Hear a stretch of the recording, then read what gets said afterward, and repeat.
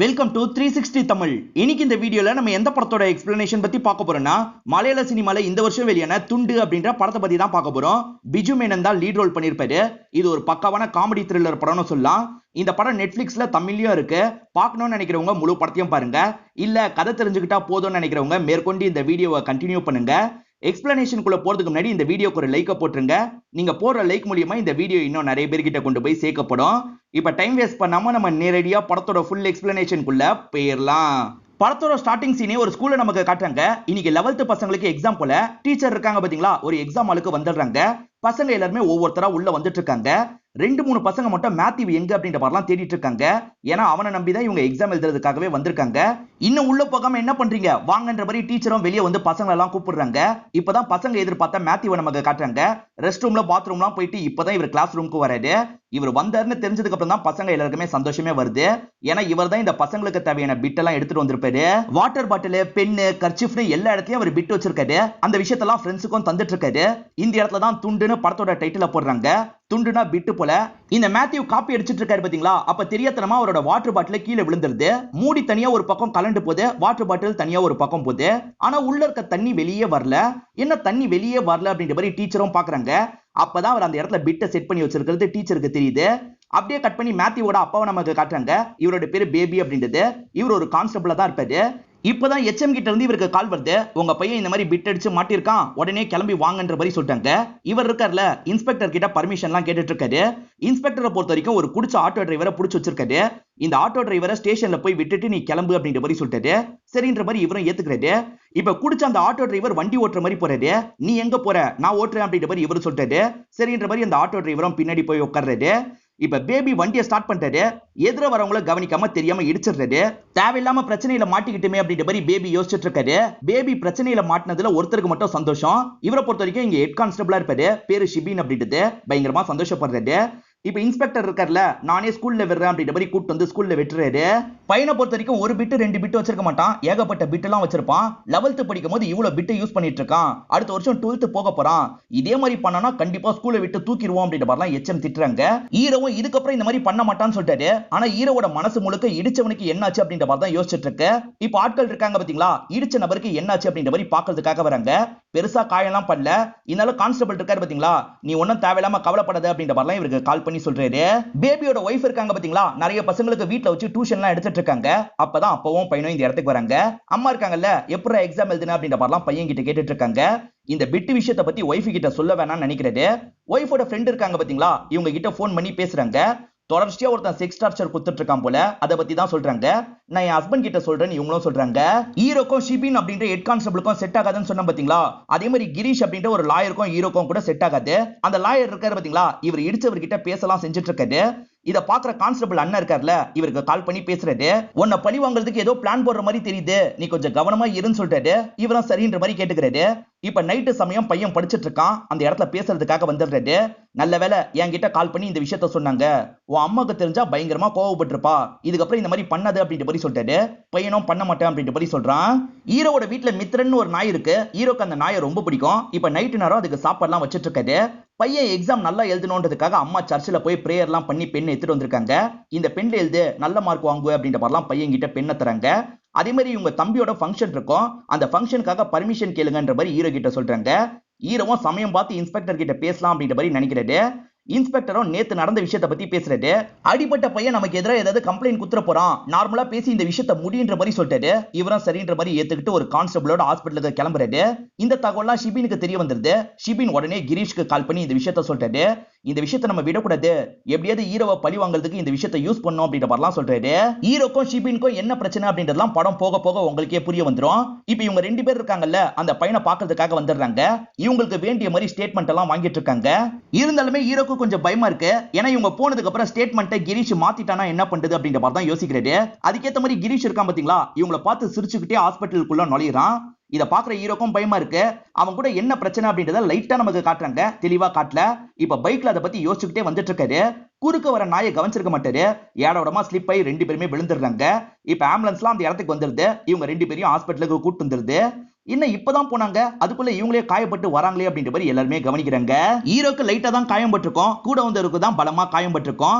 இந்த இடத்துல தான் லைட்டா பிளாஷ்பேக்க நமக்கு காட்ட ஆரம்பிக்கிறாங்க. நாயெல்லாம் ட்ரெயின் பண்ற மாதிரி ஒரு நபர் இருப்பாரு, பேரு நவீன் அப்படின்றது.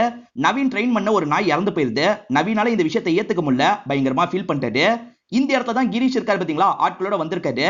இவன் என்னடா அப்பா இறந்து போன மாதிரி இவ்வளவு ஃபீல் பண்ணிட்டு இருக்கான், இறந்து போனது ஒரு நாய் தானே அப்படின்ற மாதிரிலாம் ஆட்கள் கிட்ட பேசிட்டு இருக்காரு. இவர் பேசிட்டு இருக்கிறது அங்க உட்காந்து இருக்க ஹீரோ கவனிச்சிடுறாரு.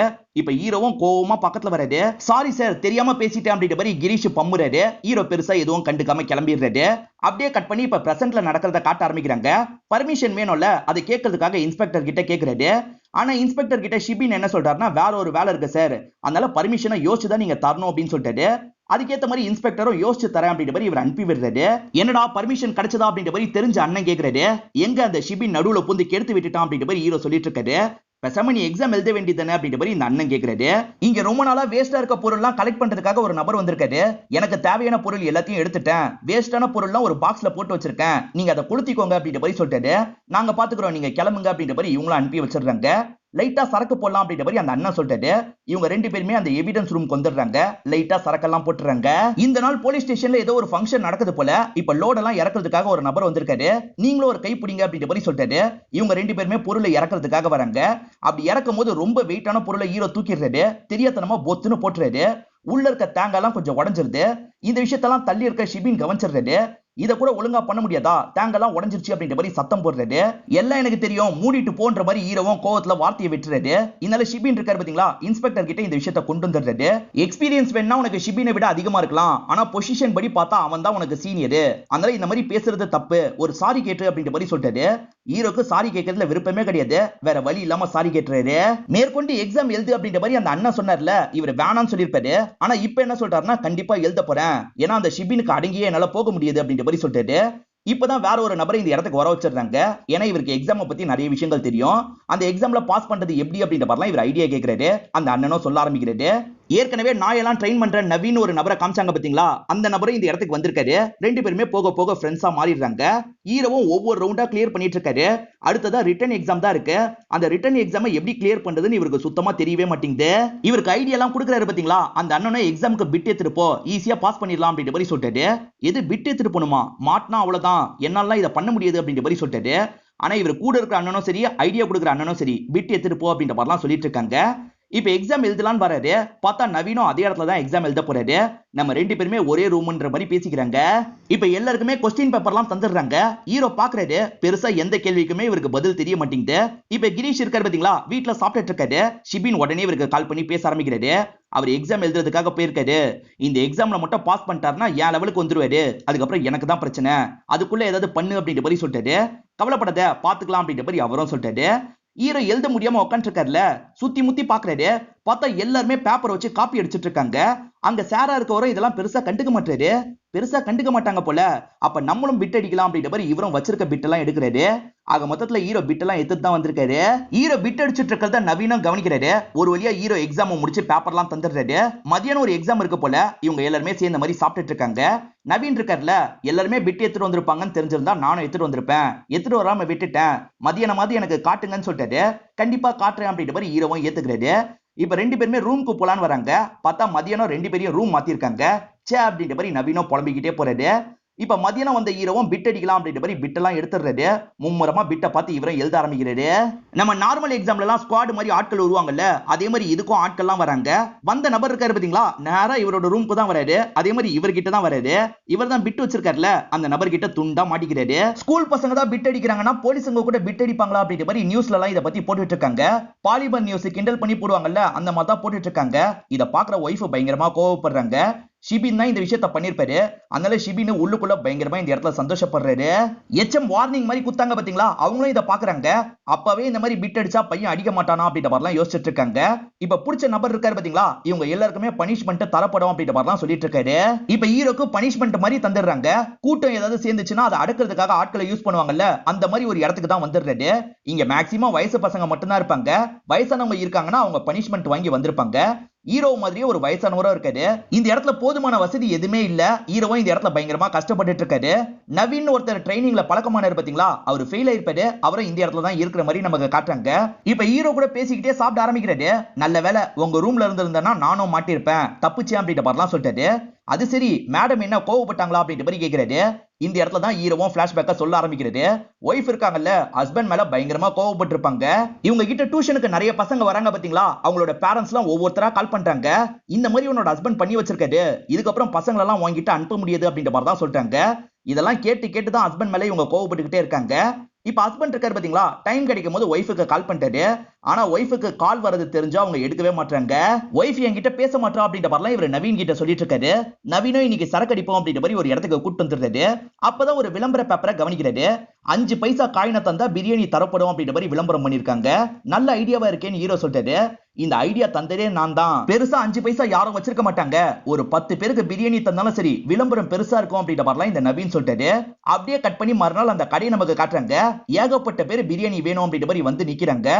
ஆஹா, இவ்வளவு பேர் வந்துட்டாங்களே அப்படின்ற மாதிரி ஓனரும் பயங்கரமா ஷாக்க வருது. அவன் சொன்ன ஐடியாவை போய் கேட்டனே அப்படின்ற மாதிரிலாம் யோசிக்கிறாரு. இப்ப இந்த இடத்துல கலவரம் மாதிரிலாம் நடக்க ஆரம்பிக்குது. இதனால போலீஸ் இருக்காங்கல்ல, கலவரத்தை கண்ட்ரோல் பண்ணும் அப்படின்ற மாதிரி வேன்ல அந்த இடத்துக்கு கிளம்பிட்டு இருக்காங்க. இப்ப சீனியரும் எப்படி கண்ட்ரோல் பண்ணும் அப்படின்ற மாதிரிலாம் சொல்லிட்டு வந்துட்டு இருக்காரு. நவீன் தான் ஸ்மோக் கன்னை கையில வச்சிருப்பாரு. ஸ்பீட் பிரேக்கர்ல ஏறி இறங்கும் போது தெரியாதனமா ஷூட் பண்ணிடுறாரு. இதனால ஸ்மோக் பாம் இருக்கு பாத்தீங்களா, இவங்களோட இடத்துக்குள்ளேயே விழுந்துருது. இவங்க எல்லாருமே மயங்கலாம் ஆரம்பிச்சிடுறாங்க. இவங்க அந்த ஹோட்டல் கிட்ட வரும்போது அங்க இருக்க மக்கள் தான் போலீஸை வேக வேகமா வேன்ல இருந்து இறக்கிட்டு இருக்காங்க. இதையும் நியூஸ்ல கிண்டல் பண்ற மாதிரி போடுறாங்க. எப்பவுமே மக்களை போலீஸ் காப்பாத்துவாங்க, இப்ப போலீஸ மக்கள் காப்பாத்தி இருக்காங்கன்ற மாதிரி சொல்றாங்க. நவீன் தானே இந்த பிரச்சனைக்கு காரணம். அதனால சீனியரும் நவீனை போட்டு பயங்கரமா திட்டுறாரு. இதுக்கு முன்னாடி நாயை தானே மேய்ச்சிட்டு இருந்த, அந்த வேலை தான் உனக்கு சரிப்பட்டு வரும், திரும்பி அதே இடத்துக்கு போயிடு அப்படின்ற மாதிரிலாம் கண்ணா பின்னா திட்டி இவர் அனுப்பி விடுறாரு. மத்த ஆபீசர்ஸோட நாயெல்லாம் கவனிச்சுக்கிறது தான் இவரோட வேலையா இருந்திருக்கும். இப்ப திரும்பி வேற வழி இல்லாம அந்த இடத்துக்கு வந்துடுறாரு. இந்த வேலையை இவருக்கு பிடிக்க தான் செய்யும். அதனால பரவாயில்ல அப்படின்ற மாதிரி இந்த வேலையில ஓரளவுக்கு செட் ஆக ஆரம்பிக்கிறாரு. உங்களுக்கும் ஷிபினுக்கும் எதனால பிரச்சனை அப்படின்ற மாதிரி நவீன் கேக்குறாரு. ஒன்னால் தான் அந்த பிரச்சனை ட்ரிகர் ஆச்சு அப்படின்ற மாதிரி ஹீரோவும் சொல்ல ஆரம்பிக்கிறாரு. ஹீரோவும் அந்த அண்ணனும் சேர்ந்த மாதிரி பைக்ல வந்துட்டு இருக்காங்க. பார்த்தா கிரீஷ் இருக்காருல, ரோட்ல பாத்ரூம் போயிட்டு இருக்காரு. எதிர்கட்சியோட போஸ்டர் இருக்கும், இதுல போலான்ற மாதிரி அதுல தான் பாத்ரூம் போயிட்டு இருக்காரு. இந்த விஷயத்தை கவனிக்கிற ஹீரோ இருக்காருல, வீடியோ மாதிரி எடுத்துறாரு. அப்பா இறந்து போன மாதிரி இவ்வளவு அழுகுறான்னு சொன்னார்ல, அதை மனசுல வச்சுதான் ஹீரோ வீடியோ எடுத்திருப்பாரு. இப்ப வீடியோ எடுத்த ஹீரோவும் இவருக்கு ஃபைனலா போட்டுறாரு. உடனே ஸ்டேஷனுக்கு வந்து கட்டு அப்படின்ற மாதிரி இங்க இருந்து கிளம்பி போயிடுறாரு. இவர் இருக்கார்ல, இவரோட ஃப்ரெண்டான ஷிபினுக்கு கால் பண்ணி இந்த விஷயத்த சொல்லிட்டாரு. ஃபைன் தானே கட்ட சொல்றாங்க, கட்டிடு அப்படின்ற மாதிரி அவரும் சொல்லிட்டாரு. சரி கட்டிடலாம் அப்படின்ற மாதிரி இவர் ஸ்டேஷனுக்கு வந்துடுறாரு. அவங்க சொன்ன மாதிரியே காசை கட்டிடுறாரு. ஹீரோவும் இவரோட வேலையை பத்தி கேட்கிறாரு. இவர் லாயரா இருப்பாரு, அதே மாதிரி சினிமா துறையில ஏஜென்ட் மாதிரி வேலை பார்ப்பாரு. இதை தாண்டி அரசியலையும் கொஞ்சம் ஈடுபடுறேன் அப்படின்ற மாதிரிலாம் சொல்லிட்டாரு. இவன் அவ்வளவு சீக்கிரத்துல அனுப்பக்கூடாதுன்னு ஹீரோ யோசிக்கிறாரு. நீ வெயிட் பண்ணு, சொன்னதுக்கு அப்புறம் தான் போனோம் அப்படின்ற மாதிரி சொல்லிட்டாரு. இவர் வெயிட் பண்ணிட்டு இருக்கிறதா அந்த அண்ணனும் கவனிக்கிறாரு. அரசியல் எல்லாம் இருக்கான், எதுக்கு வம்பு அப்படின்ற மாதிரி ஹீரோ கிட்ட சொல்லிட்டாரு. பரவாயில்ல இருக்கட்டும், கொஞ்ச நேரம் உட்காந்ததான் சரிப்பட்டு வருவான்னு சொல்லிட்டாரு. பார்த்தா நைட் வரைக்கும் அவரை உட்கார வச்சிடறாங்க. இப்ப ஷிபின் வரும்போது தான் இவர் உட்கார்ந்து இருக்கிறது தெரிய வருது. நான் பேசுறேன் அப்படின்ற மாதிரி ஷிபினும் உள்ள வந்து ஹீரோ கிட்ட பேச ஆரம்பிக்கிறாரு. இந்த டைம்ல ஷிபினை விட ஹீரோ தான் பெரிய ஆளா இருப்பாரு. சார் அவன் என்னோட ஃப்ரெண்டு தான், விட்டுருங்க அப்படின்ற மாதிரி ஷிபின் சொல்லிட்டாரு. உன் ஃப்ரெண்டுனா உடனே விட்டுணுமா, கண்டிப்பா அவன் இன்னும் கொஞ்ச நேரம் இருக்கணும் அப்படின்ற மாதிரிலாம் ஹீரோ சொல்லியிருப்பாரு. இதை மனசுல வச்சுதான் ரெண்டு பேருமே பழி வாங்குறாங்களா அப்படின்ற மாதிரி நவீன் கேட்கிறது. இதை தாண்டி ஒரு விஷயம் நடந்துருச்சு அப்படின்ற மாதிரி இவரும் காட்டுறாரு. ஆக்சுவலா இவர் வீடியோ மட்டும் தானே எடுத்தாரு, அதை சோசியல் மீடியால எல்லாம் போட்டிருக்க மாட்டாரு. ஆனா வேற யார் மூலியமாவோ சோசியல் மீடியால அந்த வீடியோ பரவிடுது. அதனால அந்த கட்சியை சேர்ந்தவங்க இவங்க ரெண்டு பேரையும் அடிச்சிருப்பாங்க, வீடியோல மன்னிப்புலாம் கேட்க வச்சிருப்பாங்க. இதனால தான் அவங்க ரெண்டு பேருக்குமே இவ்வளவு கோவமா இருக்கும். இது நடந்து கொஞ்ச நாள்லயே ஷிபின் எக்ஸாம் எழுதி அடுத்த லெவலுக்கு போயிருப்பாரு. இத பத்தி இவங்க பேசிட்டு இருக்கும் போது கரெக்டா சீனியர் இந்த இடத்துக்கு வந்துடுறாரு. உங்க டிபார்ட்மெண்ட்ல ஏதோ ஆயிருக்கான், நம்ம உடனே அந்த இடத்துக்கு போகணும்னு சொல்லிட்டாரு. பார்த்தா அந்த இடத்துல இன்ஸ்பெக்டருக்கு அடிலாம் பட்டிருக்கு. என்னாச்சு ஏதாச்சுன்னு தெரியல. ஹீரோவும் என்னாச்சு அப்படின்ற மாதிரி அங்க இருக்கவர்கிட்ட பேச்சு கொடுக்குறாரு. அப்பதான் நடந்த விஷயத்த நமக்கு காட்டுறாங்க. ஒருத்தரும் கொஞ்சம் தள்ளி போய் தம் அடிக்கணும் அப்படின்ற மாதிரி தள்ளி வந்து தம் அடிக்கிறாரு. தம்ம பத்த வச்சோனே அந்த இடம் பயங்கரமா வெடிச்சிருது. எதனால இந்த பிளாஸ்ட் ஆச்சு அப்படின்றது இங்க இருக்க யாருக்குமே தெரியல. இப்ப பொதுமக்கள் மீடியாட்கள்லாம் இந்த இடத்துல கூடிடுறாங்க. அங்க பாக்குறதுக்காக ட்ரை பண்ணிட்டு இருக்காங்க. ஷிபின் தான் அப்ப கூட்டத்தை கண்ட்ரோல் பண்ணிட்டு இருக்காரு. அப்ப தெரியாதனமா ஒரு நபரை பிடிச்சி கீழே தள்ளி விட்டுறாரு. இப்ப ஆட்கள்லாம் இந்த இடத்துக்கு வந்து செக் பண்றாங்க. செக் பண்ணவங்க என்ன சொல்றாங்கன்னா, நாட்டு வெடி குண்டு தான் வெடிச்சிருக்கு அப்படின்ற மாதிரி சொல்றாங்க. இப்பதான் இங்க இருக்க அந்த அண்ணன் இருக்காரு பாத்தீங்களா, தள்ளி இருக்க ஒரு பாக்ஸை கவனிக்கிறாரு. நான் வேஸ்ட் எல்லாம் ஒரு இடத்துல எடுத்து வச்சிருக்கேன் அப்படின்ற மாதிரி அந்த நபர் சொன்னார் பாத்தீங்களா, அதுக்குள்ள இந்த வெடிகுண்டியும் எடுத்து வச்சிருப்பாரு. அது தெரியாம இந்த அண்ணன் இருக்காருல, எரிஞ்சிட்டு இருக்க நெருப்புல போட்டு கிளம்பி இருப்பாரு. அவன் ஸ்மோக் பண்ணனால வெடிச்சிருக்காது, இந்த அண்ணன் பண்ண வேலையினால தான் வெடிச்சிருக்கு. நல்ல வேலை நம்ம தான் பண்ணோம்னு யாருக்கும் தெரியல அப்படின்ற மாதிரி இந்த அண்ணன் யோசிக்கிறாரு. ஹீரோ வந்த வண்டியில தான் டிஎஸ்பியோட டாகும் வந்திருக்கும். இப்ப டாக பாத்துக்கிற நபர் இருக்காரு பாத்தீங்களா, நான் கிளம்புறேன், நீங்க டாக் அந்த இடத்துக்கு கொண்டு போயிடுங்க அப்படின்ற மாதிரிலாம் சொல்லிட்டாரு. இப்ப இந்த அண்ணன் இருக்கார்ல ஒய்ஃப் கிட்ட பேசிட்டு இருக்காரு. ஒய்ஃப் எனக்கு தெரிஞ்ச பொண்ணுக்காக நீங்க தான் ஆக்ஷன் எடுக்கணும்னு சொல்லிட்டாங்க, நான் பாத்துக்கிறேமா, உன் ஹஸ்பண்ட் இங்க தான் இருக்கான் பேசு அப்படின்ற மாதிரி சடனா போனை தந்துடுறாரு. இப்போ ஒய்ஃப் இருக்காங்கல்ல ஹஸ்பண்ட் கிட்ட எப்படி இருக்கீங்க அப்படின்ற மாதிரிலாம் கேக்குறாங்க. இவரும் நல்லா இருக்கேன் அப்படின்ற மாதிரி நார்மலாலாம் பேசுறாரு. இவ்வளவு தூரம் வந்துட்டல உன் ஒய்ஃபை போய் பாரு அப்படின்ற மாதிரி இந்த அண்ணன் சொல்லிட்டாரு. சரின்ற மாதிரி ஹீரோவும் ஏத்துக்கிட்டு ஒய்ஃபை பாக்குறதுக்காக வீட்டுக்கு வந்துடுறாரு. இப்போ ஒய்ஃபை இவரை பார்த்து வெக்கப்பட்டு சிரிக்கிறாங்க. இவரும் பக்கத்துல போய் அவங்க கிட்ட பேசலாம் ஆரம்பிக்கிறாரு. இந்த சமயம் இவரோட நாய் மித்திரன் இருக்கு பாத்தீங்களா, இந்த டிஎஸ்பி நாய்க்கு பக்கத்துல வந்துருது. இவர் கொஞ்ச நேரம் கழிச்சு தான் வெளியே வந்து பாக்குறாரு. அப்பதான் இந்த நாய் அந்த நாய் கூட ஒன்னா இருந்திருக்கிறது இவருக்கு தெரிய வருது. ஐயோ பிரச்சனை ஆயிடுச்சு அப்படின்ற மாதிரி இவரும் யோசிக்கிறாரு. ஹீரோவும் நடந்த விஷயத்தை பத்தி நவீன் கிட்ட சொல்லிட்டு இருக்காரு. அது டிஎஸ்பியோட நாய், குட்டி முட்டை போட்டுச்சுன்னா அவ்வளவுதான் அப்படின்ற மாதிரிலாம் சொல்லிட்டு இருக்காரு. கத்தி பேசாத, யாருக்காவது கேட்ட போதுன்னு இவர் சொல்லிட்டாரு. அதுக்குள்ளேயே இங்க இருக்க வேற ஒரு நபருக்கு கேட்டது. அந்த நபர் செம்ம போதையில இருக்காரு. அதனால அவர் கேட்டாரா இல்லையான்றது உங்களுக்கு குழப்பமாவே இருக்கு. இவரால ஏதாவது பிரச்சனை வருமா அப்படின்ற மாதிரி இவர் நவீன் கிட்ட கேக்குறாரு. சேச்சே இவர் மறந்துருவாரு, பிரச்சனை வராது அப்படின்ற மாதிரிலாம் நவீன் சொல்லிட்டாரு. சரி படுத்து தூங்குவோம் அப்படின்ற மாதிரி எல்லாருமே படுத்து தூங்கிட்டு இருக்காங்க. பார்த்தா தூக்கத்துல நவீன் இருக்காரு பாத்தீங்களா, இவர் சொன்ன எல்லா விஷயத்தையும் உளறிட்டு இருக்காரு. அவசரப்பட்டு உளராது அப்படின்ற மாதிரி இவரும் கண்ட்ரோல் பண்றதுக்கு ட்ரை பண்றாரு. ஆனா நவீன் எல்லா விஷயத்தையும் சொல்லிடுறாரு. இதனால சுத்தி இருக்க எல்லாருமே இந்த விஷயத்த கவனிச்சிடுறாங்க. இப்ப சீனியரும் இவங்க 3 பேரையும் கூப்பிட்டு பயங்கரமா திட்ட ஆரம்பிக்கிறாரு. ஒரு வேலை கொடுத்தாலும் ஒழுங்கா நீங்க பார்க்க மாட்டீங்களா, நீங்க இங்க இருந்தாலும் சரிப்பட்டு வர மாட்டீங்க அப்படின்ற மாதிரிலாம் கண்ணா பின்னான்னு திட்டிட்டு இருக்காரு. அந்த நாய் குட்டி போட்டுச்சுன்னா பெரிய பிரச்சனையாயிடும், முதல்ல அது பிரெக்னண்டா இருக்கான்றதை செக் பண்ணுங்க அப்படின்ற மாதிரிலாம் சொல்றாரு. சரின்ற மாதிரி இவங்க 3 பேருமே ஏத்துக்கிறாங்க. இந்த விஷயம் நடந்ததுனால கேம்பஸ்ல இருக்க எல்லாருமே ஹீரோவை டாக் பேபின்ற மாதிரி கூப்பிட ஆரம்பிச்சிடுறாங்க. ஹீரோ இதை நினைச்சு லைட்டா ஃபீல் பண்ணிட்டு இருக்காரு. இப்ப டாக்டர் கிட்ட வந்து இவங்க பேசி பாக்குறாங்க. செக் பண்ண டாக்டர் என்ன சொல்றாருன்னா, கண்டிப்பா இது பிரெக்னன்ட் ஆகல, நீங்க தேவையில்லாம இதை நினைச்சு கவலைப்பட தேவையில்லை அப்படின்ற மாதிரி சொல்லிட்டாரு. அதுக்கப்புறம் தான் இவங்க எல்லாருக்குமே நிம்மதியா இருக்கு. பனிஷ்மெண்ட் அப்படின்றதுனால தான் ஹீரோ இந்த இடத்துல இருந்திருப்பாரு. இப்ப அந்த பனிஷ்மெண்ட்லாம் முடிஞ்சிருது. ஹீரோ நாளைக்கே அங்க போயிடலாம். இருந்தாலும் ஹீரோ சோகமா இருக்காரு. ஏன் சோகமா இருக்கீங்கன்னு நவீன் கேக்குறாரு. அங்க போனா அவனுக்கு கீழே தானே இருக்கணும், அதான் சோகமா இருக்குன்னு சொல்லிட்டாரு. மறுநாள் காலையில பார்த்தா அந்த ஸ்டேஷன்ல ஒரு பிரச்சனை போயிட்டு இருக்கு. ஷிபின் ஒரு நபரை தள்ளி விட்டாரு பாத்தீங்களா, அவர் ஹேண்டிகேப்பா இருப்பாரு. ஹேண்டிகேப் மேலேயே கை வச்சதுனால எல்லாருமே பயங்கரமா பிரச்சனை பண்ணிட்டு இருக்காங்க. ஷிபினை வேலையை விட்டு தூக்கணும் அப்படின்ற மாதிரி தான் போராட்டம் பண்ணிட்டு இருக்காங்க. இப்பதான் ஷிபினுக்கு மேல இருக்கவர் இந்த இடத்துக்கு வந்துடுறாரு. நீ பண்ண வேலையினால நான் தான் எல்லாருக்கும் பதில் சொல்ல வேண்டியிருக்கு அப்படின்ற மாதிரி சீனியர் கண்டமேனிக்கு திட்டுறாரு. இந்த அவனோட சஸ்பென்ஷன் லெட்டர் அப்படின்ற மாதிரி தந்துடுறாரு. இவர் சோகமா நடந்து போயிட்டு இருக்கும் போதுதான் ஹீரோ இந்த இடத்துல என்ட்ரியை கொடுக்குறாரு. இவரை கொஞ்சம் கிண்டல் பண்ற மாதிரி சிரிச்சிட்டு இருக்காரு. இப்பதான் நடந்த விஷயத்த நமக்கு காட்டுறாங்க. ஹீரோ தான் அந்த நபரை செட்டே பண்ணிருப்பாரு. வேணும்ட்டே நீ கீழே விழணும் அப்படின்ற மாதிரிலாம் சொல்லியிருப்பாரு. இது ஹீரோவோட வேலையா தான் இருக்கும்ன்றது ஷிபினுக்கு நல்லாவே தெரியுது. ஹீரோவை பார்த்துக்கிட்டே கிளம்புறாரு. இப்ப கிரீஷ் இருக்காரு பாத்தீங்களா, நிறைய ஆக்டர்ஸ் எல்லாம் படத்துல ஜாயின் பண்ணி விட்டுட்டு இருக்காரு. அப்பதான் ஷிபினை இவரை பார்த்து பேசுறதுக்காக இந்த இடத்துக்கு வந்துடுறாரு. கண்டிப்பா இதுக்கு பின்னாடி ஹீரோ தான் இருப்பான்னு நினைக்கிறேன். என்ன இப்படி பண்ணிட்டானா அடுத்த டார்கெட் நீயா தான் இருப்ப, கவனமா இருன்னு சொல்லிட்டாரு. அவனால என்ன எதுவுமே பண்ண முடியாதுன்ற மாதிரி இவரும் கிளம்புறாரு. ஹீரோவோட ஒய்ஃபும் 2 பொண்ணுங்க கிட்ட ஒருத்தன் தப்பா பேசிட்டு இருக்கான், என்ன எதுன்னு பாருங்கன்ற மாதிரி இந்த பெரியவர் கிட்ட சொல்லிருப்பாங்க. இவர் இருக்காரு பாத்தீங்களா, அவனோட நம்பரை சொல்லுங்க அப்படின்ற மாதிரி கேட்டு கால் பண்ணி பாக்குறாரு. பார்த்தா இவரோட போன்ல சுத்தமா பேலன்ஸே கிடையாது. இதனால இவரும் ஹீரோவோட போனை வாங்கி கால் பண்றாரு. அப்பதான் கிரீஷ் அப்படின்ற மாதிரி நம்பர் வருது. ஓஹோ இவன் தான் இந்த வேலையை பண்ணிட்டு இருக்கானா, இதை வச்சு இவனை கவனிச்சுக்க வேண்டியதான் அப்படின்ற மாதிரி ஹீரோவும் யோசிக்கிறாரு. அந்த பொண்ணுங்க கம்ப்ளைண்ட் கொடுத்தாங்கல்ல, அதை வச்சு கிரீஷ் அரெஸ்ட் பண்ணிடுறாரு. இப்பதான் இவருக்கு மனசுக்கு நிம்மதியா இருக்கு. இப்ப இந்த அண்ணன் இருக்கார்ல, திரும்பி எக்ஸாம் எழுது அப்படின்ற மாதிரி சொல்லிட்டாரு. எக்ஸாம்லாம் எனக்கு செட் ஆகாது, இதுக்கப்புறம் எழுத போறது இல்ல அப்படின்ற மாதிரி ஹீரோ சொல்லிட்டாரு. இன்னும் 2 மாசத்துல அந்த ஷிபின் திரும்பி வந்துருவான், உன்னை படாத படுத்துவான், அதனால தான் சொல்றேன் அப்படின்ற மாதிரிலாம் இந்த அண்ணன் சொல்லிட்டாரு. இப்ப ஹீரோவும் அவருக்கு தந்த கவரை பாக்குறாரு. அதுல பார்த்தா டாக் பேபி அப்படின்ற மாதிரி எழுதியிருக்காங்க. அந்த பேரை வச்சு கிண்டல் பண்றது இவருக்கு ரொம்ப கஷ்டமா இருக்கு. இப்ப நைட்டு நேரம் இவரும் இவரோட நாயை சோகமா பாக்குறாரு. பையன் ரூம்ல படிச்சுட்டு இருக்கான். இவரும் அந்த ரூம்க்கு சோகமா வந்து உட்கார்றாரு. அப்ப நீங்க ஓகேவா அப்படின்ற மாதிரி பையன் கேக்குறான். நான் ஓகே இல்ல அப்படின்ற மாதிரி இவரும் ஃபீலிங்கா சில விஷயங்கள் பேச ஆரம்பிக்கிறாரு. இவர் சின்ன பையனா இருக்கும்போது இவரோட வீட்டுல பயங்கரமா இவரை டார்ச்சர் பண்ணிக்கிட்டே இருப்பாங்க. அந்த மாதிரிலாம் பண்ணக்கூடாதுன்றதுக்காக தான் உன்னை ஒரு வாட்டி கூட நான் அடிச்சது இல்லைன்னு சொல்லிட்டாரு. அதே மாதிரி ஹீரோக்கு சின்ன வயசுல நாய் வளர்க்கணும் அப்படின்ற மாதிரி ரொம்ப ஆசையா இருக்கும். ஒரு நாயை பார்த்து வீட்டுக்கு கூட்டு வந்துருவாரு. அம்மா இருக்காங்கல்ல, ஒரே சமயத்துல 2 நாயை பாத்துக்க முடியாது அப்படின்ற மாதிரிலாம் இவரை திட்டிருப்பாங்க.